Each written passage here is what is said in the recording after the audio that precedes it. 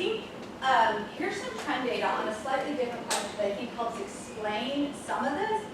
And this is just a more general question about favor or oppose the federal government doing more to provide health insurance for more Americans. What I think is really interesting is, right, for Democrats, that hasn't really changed over time. For independents, it's fallen a little bit. But for Republicans, back in November of 2006, this was like a bipartisan issue. This idea of expanding coverage and the federal government having a role in it, even Republicans thought that was a decent idea, 72% of them. But by September of 2008, it had fallen to 49, and now it's down to 4 and 10. Clearly, this was triggered by Obama's election and Obamacare and the ACA and seeing government more involved. But I think this really helps explain why the Republicans have been so against everything related to the ACA. We've had that discussion too. Many of you have already heard my pitch on that one. But I think it also explains why, as we go into the general election, it's sort of, to the extent that the conversation can be about Medicare for All and socialism, and not about not about the ACA protections going away and ACA going away, to the extent that that law stays in place and the Republicans can argue this on the Medicare for All and socialism. I think it makes it easier for Republicans than for a Democrat in the general election. To the extent that something happens related to the ACA, it still is under threat. The more under threat the ACA is, the more rallying around it happens. The independents always swing back to being kind of pro-ACA at that point. The more the healthcare discussion could be under sort of in the Democrats' more comfort zone. Lastly, I just want to leave you with this, and it basically shows that the same. It basically shows that the same share of Democrats strongly favor this Medicare for All idea as the share of Republicans who strongly oppose it. For those of you who have seen any of our data or have seen me talk about the ACA, I literally could just say the favor oppose ACA chart. It's exactly the same. It mimics exactly what people's positions are in the ACA. So if you've been paying any attention to healthcare over the last 10 years, we've been in a brutal partisan fight over the nature of how to help move anything, forward, or what the nature of our healthcare system should be. And this is exactly what's underpinning that fight, and now we're seeing it again here. So the idea that even if we did get to a case, so I'll take it, the advocates, their position is, we run on this, we've got to actually finally fix the healthcare system, we can't keep kicking the can down the road, the only thing that'll fix it is a single payer system. We got to get a Democrat in the White House, we got to get Congress and Senate to change over, and then we got to jam Medicare for All in the country. And my point is whether or not you have all three houses, you have all three things, whatever, when you have this situation, I think it's unlikely that we end up with Medicare for All as an actual policy position. I would say in my lifetime, but certainly not in the next year or two. So that's all I prepared for you, but I'd really love to continue with the conversation. So I don't know what reactions this generated or questions you had, but I'm yours. So let me know. Sorry, should I just critical factor for the Democrats is the gender gap. Yeah. And particularly for female and especially white females who are actually slightly better. Yeah. 2016, but then 2018, this one switch. I guess it's true. Sort of an expert here on how the healthcare debate will likely impact. Yeah. It's a good question. I'll tell you what we discovered so far, and I'd love to hear your perspectives too. So, so far we have seen women's attitudes on this issue to be the same as the party ID. So Republican women look much closer to a Republican man than they do Democratic women or even an independent woman. This has been, one of the things we've been watching really closely is the reproductive health debates that are also, hot right now because there's some very serious and there are big things going on. That too could impact what the healthcare discussion is going to be during the debate. So what, to me, what it means, and when you break it all down, is that if you really care about those women that Senator Clinton lost, you're really talking about sort of the more moderate, independent women who are not gonna die on their sword for Medicare for All. They are gonna be very threatened by the ACA going away. They are people who really do swing towards the ACA, you know, just because of their demographics. So anything related to the ACA, I think, will impact them. I think Medicare for All could potentially scare some of them away because they're as worried about, I mean, they have employer coverage and all of that too. So to me, what we've seen in the healthcare is that a woman, that it's Democrat, the Party ID matters. Party ID matters more than anything else. And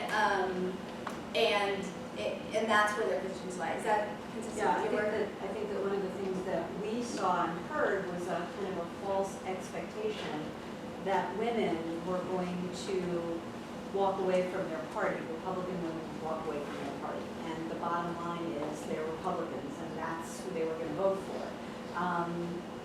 Clinton actually did better with white college-educated women than any president in the last 20 years. But still, you know, Republicans are Republicans. And so I think it's looking at those women, but also looking a lot at black women and the power of that vote in this election. And I'm curious in that discussion where they would go. So again, when we looked at race, again, it's race that matters. So I mean, the most pro the ACA is Black Americans, right? And again, it's Democrats. So they look, you know, the Democrats are so above, you know, in that extreme on Medicare for All, and so the African American Democrats fall on that same line. I'm not sure that we looked at race by gender closely on Medicare for All yet, but I imagine it sort of mimics the other. And I think there's a lot of other things that matter about turnout.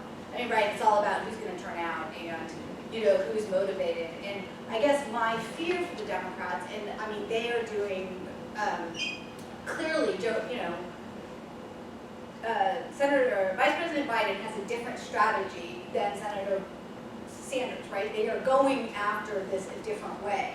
And that is, I think, a reflection of the challenge the Democratic Party as a whole is having right now. And it's the debate that will continue, I think, throughout the primary. And I don't know where it'll come out. I'd love to know people's views on it. And back. So I'm a little unusual. So I've just ended my exile abroad for 3 years where I lived in Spain. So I've lived under a socialized medical system for the past 3 years. So one of the things in Spain is they have kind of this state financing. It's a block grant. So one of the things is, like with Medicare for All, it still doesn't solve a lot of the issues because there's a universal system in Spain that anybody with money will use private doctors or they have private health insurance. So in the US, how do we deal with concierge medicine especially? And then the other thing is, just with women, especially for healthcare equity, this idea that somehow, I kind of want to get into polling data of like, do women perceive that somehow universal healthcare is going to be better for them? Because I have friends who are women in Spain who they've had doctors refuse them birth control on religious grounds. I had a friend who she went to go see a public nephrologist. She had waited like 18 months to see, and the first thing he asked her is like, "Think that made you keep that?" Like, it's only a little girl, and she's like a 25-year-old woman. So the idea that somehow this is, like, it blew my mind to hear this, but it's a very standard experience. So what problem does Medicare for All solve? Because having seen it, it doesn't seem to really. Yeah, you know, and again, it depends on the proposal, and it depends on what you think, how you think it'll get implemented. I mean, there was a lot of things the ACA was supposed to solve, and then there was a lot of, you know, did the implementation match the legislation? So clearly I could answer this from what the proponents or from what, Senator Sanders would say his Medicare for All Program 6 would solve. I could also answer this from what the opponents will say will actually do. I've also heard industry talk about what it will do and not do, and there's 1,000 different answers. But, and there are, I think the point you make is important, is that there are a lot of different single payer systems out there, right? Government can be the main payer, but you can deliver a single payer system very, very differently. So Germany's is very different than France, and it's very different than Singapore's. Everybody's, and there's a whole literature, there's a whole set of people who are expertise. I used to know some of that, I don't really know anymore. But what I do know is that America and all other countries and most policy is path dependent. And we got on the path of an employer-based health insurance system as a result of the wage and price controls after World War II. And it was the only way that they could get to be an attractive employer was to start offering benefits. And we got on that path. And that's the path we've been on. And, it's had a lot of problems the whole time. There's been all sorts of tries to fix it. But it's hard to move 156 million people out of one system and change their system. So that's why I tend to think that as a country we're going to end up still filling the gaps and doing these incremental. I should take a step back. The ACA, one of the big goals of these various big efforts is to make sure more people have health insurance coverage. Well, the ACA provided coverage to 22 million people who didn't have it before the ACA. Well, that met one goal. It did a lot of other things. So some people are really happy it met that goal, but some people aren't so happy because it didn't do other things. If you ask the American public what they want, literally all they want is their healthcare costs to go down. They want their healthcare costs, the amount of money they've had out of their own pocket to go down, and they want to be able to get the care they need when they need it from doctors that they trust, right? That's kind of all they really want.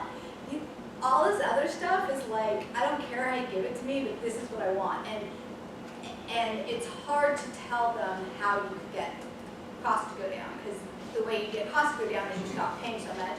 You stop paying so much, then you make providers really mad and they stop providing care. It's healthcare is complicated. I'm sorry. I had seen the film backwards. I guess two questions, one short, one long. The first one is, you started off showing the trend in support for universal health care. What does that look like for the ACA? You mentioned the ACA makes it imply that it's more popular. No, so our trend line, it's so funny because I've almost never, ever had a presentation that doesn't have my trend line on the ACA. So we've been asking about the ACA every month since the day it was passed. And so I have, almost 200,000 respondents at this point. The trend line has been almost flat.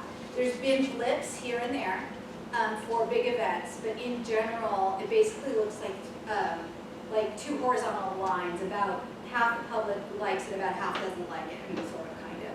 And it has almost never changed. It changed at some times. There are some things that changed.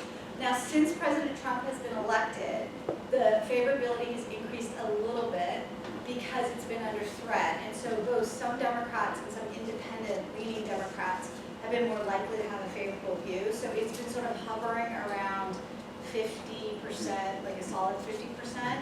And so favorables are above unfavorables, and they have been consistently since President Trump's election.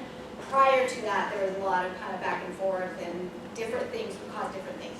So the point is that for most people, their views of the ACA got set into stone on day one, and they've never changed their mind on it. And it was completely set into stone based on their partisan cues. It was largely based on what they thought of President Obama and the administration, and it was much more, that question is much more a reflection of, and actually people's attitudes about the law is much more a reflection of whether they liked the administration of Obama than anything else. When we ask about the specific provisions of the law, they like almost everything in it, and they want to keep it. So the real problem, so the reason why, so when the Republicans took over in 2016, they had all three, right? They had everything, the House, the Senate, and the presidency, and they vowed to repeal the ACA, and they should have been able to, but they couldn't because when they offered their plan to repeal the ACA, they were taking away all this really popular stuff, and it scared people, and nobody wanted it. And, and it came down to 3 votes, and it was really dramatic, and Senator McCain did the final vote, and, there's a lot wrong. But the bottom line is that there's a lot of really popular stuff in the ACA. It's just a lot of people hate the ACA just because they know they've always hated the ACA, even if they like the popular stuff. So I guess the corollary to that, I think what you've addressed is that Okay, Gary disagrees with me, go ahead. it doesn't help the Democrats to be more pro-ACA than they are. Yeah, for Medicare for no, All. it helps them to say, it's not about being pro-ACA, it's about protecting the ACA from the current threats against it. Right. So there is this law case that's working its way through the courts, and it may go to the Supreme Court, and that case would overturn the ACA and basically make it no longer be the law of the land. And so it is under threat right now, and similarly, there's a lot of other administrative actions that are happening that are sort of unpacking a lot of the protections in it. To the extent that comes through on the campaign trail, that's a bigger concern to many moderates in particular than whether or not we get to a Medicare for All system right now. I want to get back to what you say, The fundamental glue that holds the ACA together is wildly unpopular. That's the but it's gone. I know it's gone, but it's gone. But in terms of public attitudes, they say they're rooted, You're they're right. not rooted in nothing. They're You're right. rooted in Well, understanding of individual mandate, and that's what's Right. been poisonous to the ACA since its inception. You're absolutely right. That's the good correction. Also, the individual mandate was originally a Republican idea. It was their plan. And I'm saying, but people, that is the easiest thing to point to they didn't like about the ACA. And that's not the only thing they didn't like about the ACA, right? So you are right. And I also think that even if they knew that the individual mandate is gone, and we've done this question, we say it is no longer there, they still don't like what's left. So you are totally right. Yeah, hi. Sorry. That's okay. Have you, Republicans don't have a plan. They keep promising they'll have one, they don't have one, as you said. Have Sure you they do. directly asked people, what if there's just no health care plan? You go back to the way things were 15, 20 years ago, you're totally on your own. Maybe not that worried, but have you asked them directly what happens if there's I nothing there? haven't asked it. That's my Well, guess. we certainly asked, we asked during the repeal and replace debate, we've asked plenty of times, like, do you think things were better before the ACA? And lots of Republicans did. I mean, people have, as you know, they have a very false memory of what it was like. And for some people, it probably was a lot better back then, right? Their employer covered 80% of their costs, and they could get a doctor, and, all sorts of things. They forgot that their employer had HMOs and was doing other things, that were more limited networks and things. Something might be good just to say, what if there's just no health insurance from, Well, they all know, so what I do know is that people really value health insurance. They totally value that their employer offers it. They get that their wages are lower because their employer is giving them health insurance, and when we ask them whether they'd rather have higher wages and pick their own health insurance or lower wages and get it through their employer, they say they'd rather have lower wages and have the employer deal with finding them their health insurance. So there's a lot of, people are grateful for having insurance, even though they will complain about it all the If they time. do that, if they do that for insurance, but which would be the economy, a lot of people wouldn't care that. But anyway, this thing would be worth. Yeah, no, it's great. It's good stuff. Well, it's just about an amplification. It also picks up on Gary. You were saying that partisanship is the most important thing, and the amplification of partisanship is more important than it ever was. Because if you look at some of the Pew stuff, you see that there's been a tremendous polarization over the last decade, and that means that almost any issue is going to be wagged by the partisan dog. And so even as Gary was saying, well, it was about it really wouldn't matter anymore. So I'm agreeing with you that it's become so polarized that that's the dynamic that's going to drive everything in the campaign. Yeah, at the same time, it's interesting. There's one thing in your presentation I'm not so sure about, which is the potency of the socialism argument. We find the argument that to be actually less powerful than might otherwise be expected. I think in your data, you had a 46% positive response to socialized medicine. That's actually considerably higher than I would have anticipated.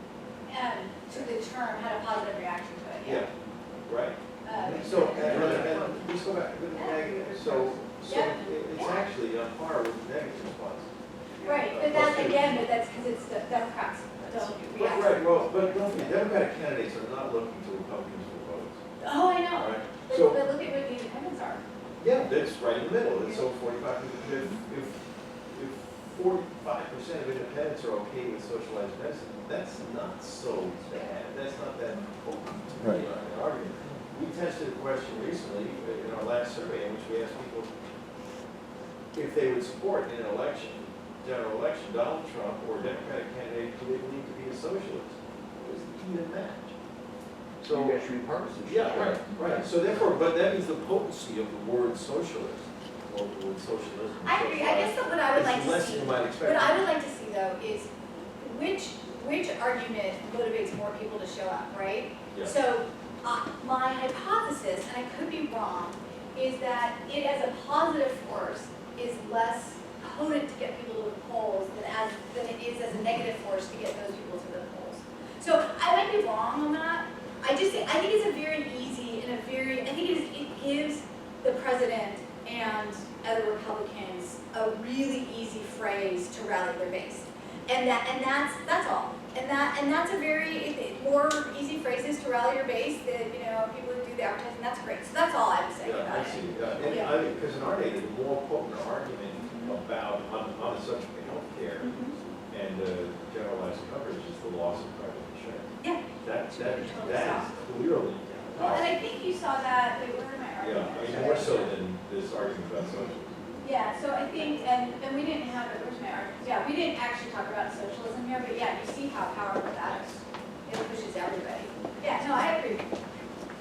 Hi, I'm Ortiz, I'm an advocate for health, Yeah. and I am a partner with the federal government and all of the agencies. Now, we had Innovation Day about a few months ago.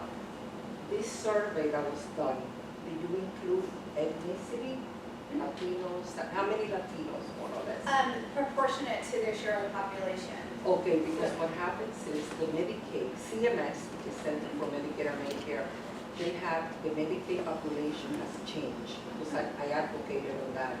Medicaid is no longer for poor people on welfare, Correct. even people that have businesses, and it's Right. very, very different now.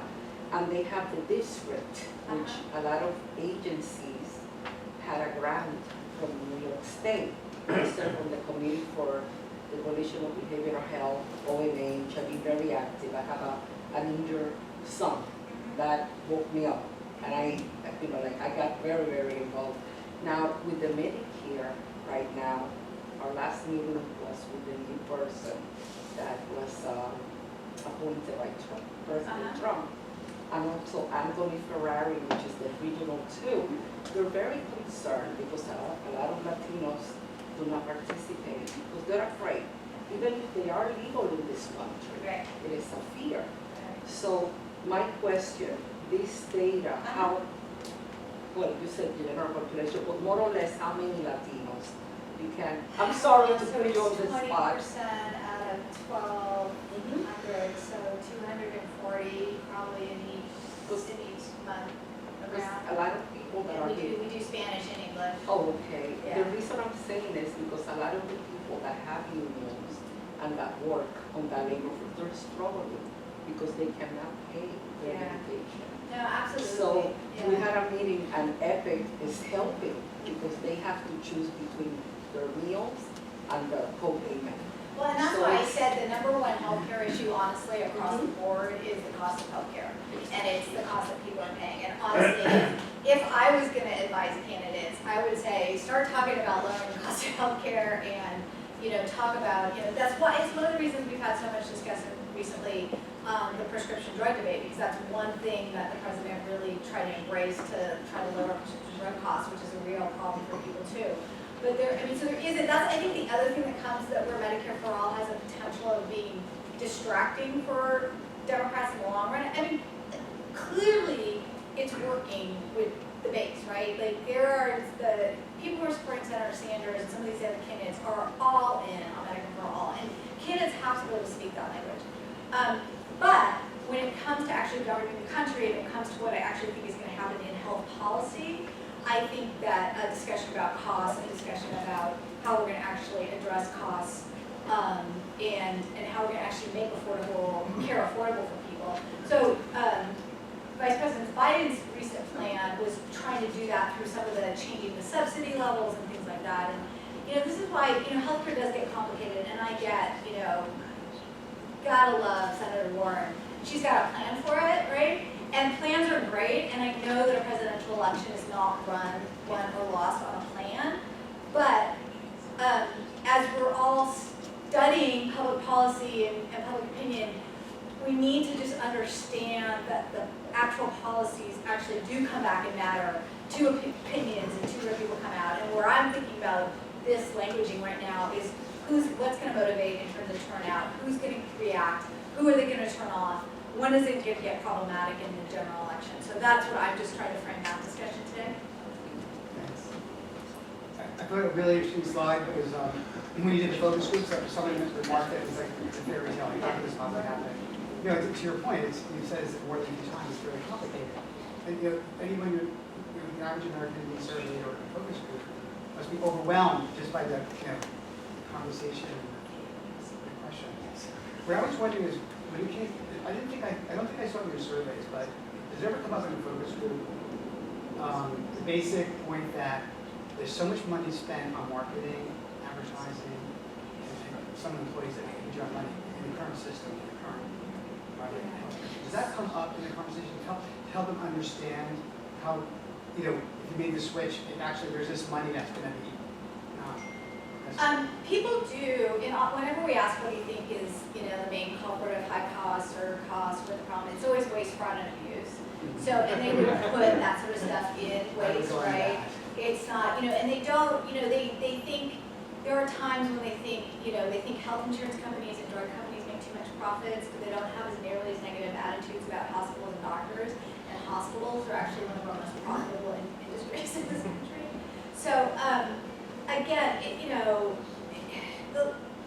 I think that there's only so much you can expect an average American to figure out and know, and at some point, you have to rely on leaders to really help educate and tell them and lead them to an answer that is actually a better answer.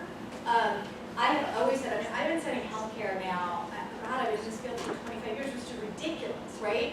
And I've always said it has to get a lot worse before it's going to get better, but it keeps getting worse and worse and worse. Like the measures on worse, are bad, but I still don't have any confidence that we're going to get a lot better. Now, again, it depends on your perspective and what you think. I personally believe, and this is not my job, and this is my nonprofit, nonpartisan organization, but I think it is a good thing that 21 million more people have access to health coverage than had it before. It's not perfect health coverage, it's not that affordable, there's a lot of problems with it, but there are people who have access to care now, and there are new systems, and now the ACA has been in place for so long that it is slowly becoming the status quo, and that's what we saw during the repeal and replace debate. Do I think the ACA is the best law on the planet? No. Did I think it was ever going to pass? No, I was wrong. I was at talks like this all over the country, and I said, no way, no way, no way, it's not passing.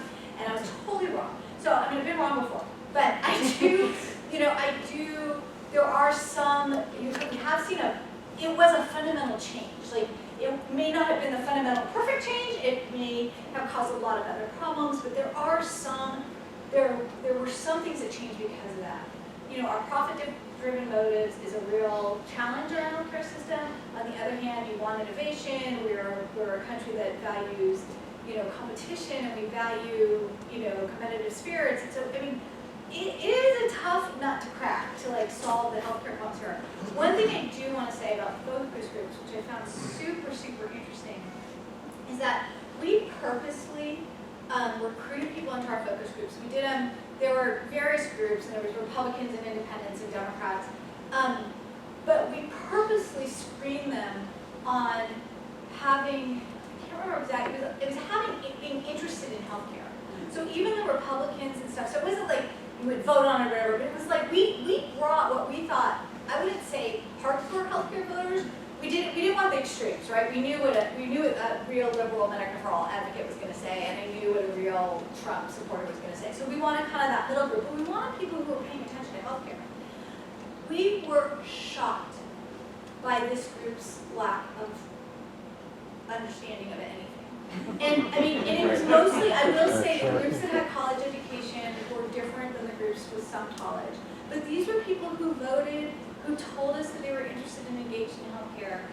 And it was frightening. And it was a good lesson for for us. I mean, we ask complicated questions a lot, and we work hard to simplify, and we know we're pushing it too far sometimes. And our survey research firm is constantly throwing questions back at us and saying, you can't ask this in the public. And we're doing it anyway because our policy wonks are making us, and we know it, but those focus groups were humbling on that front, really humbling.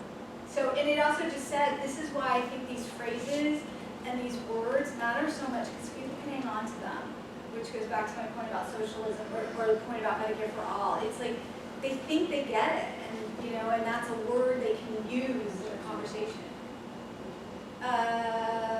Yes, there's one group of Americans who know more about Medicare than others. Those are Medicare over the age of 65. Could you elaborate, two parts of my question, can you elaborate a little bit more, you sort of alluded to, on how those who are now getting Medicare at the age of 65 break out in terms of their attitude by Republicans and Democrats? And second, have you asked others in the general population what they know about Medicare? Do they understand how well it works, if it doesn't work, its costs, and so forth, so that people have an understanding of what Medicare is? So on the first point, if you look at seniors, by Democrat, Independent, Republican, their responses on all these questions are almost identical to non-seniors by Party ID. So a senior who identifies, somebody over age 65 who identifies as a Democrat, says almost exactly the same thing on all these questions as any other Democrat. And similarly for a senior who identifies as a Republican. We actually have a brief on that we put out a couple months ago. I can send you that. So really at this stage in time, we are not seeing differences in attitudes by age. We're seeing difference in attitudes by party identification. In terms of what other people know about the Medicare program, we've done a lot of Medicare knowledge stuff over time, and it's pretty low. And they don't get the details, and they don't know there's Part A, and there's Part B, and there's Part D, and you need the wraparounds. And for somebody who has worked it all out with their parents, they probably know a little bit more. But there's not a good understanding of it, and that's part of what the Medicare for All people are capitalizing with by using this popular name and then actually not even giving them out of Medicare. Now, quite frankly, the Medicare people will be, in terms of like pure benefits and costs, they get lots more out of Senator Sanders' plan than they would ever get out of Medicare. I mean, when Senator Sanders in the J-Poll plan, you get cradle to grave, you get long-term care, you get home-assisted care, you get dental and vision, you get stuff you do not get in Medicare right now.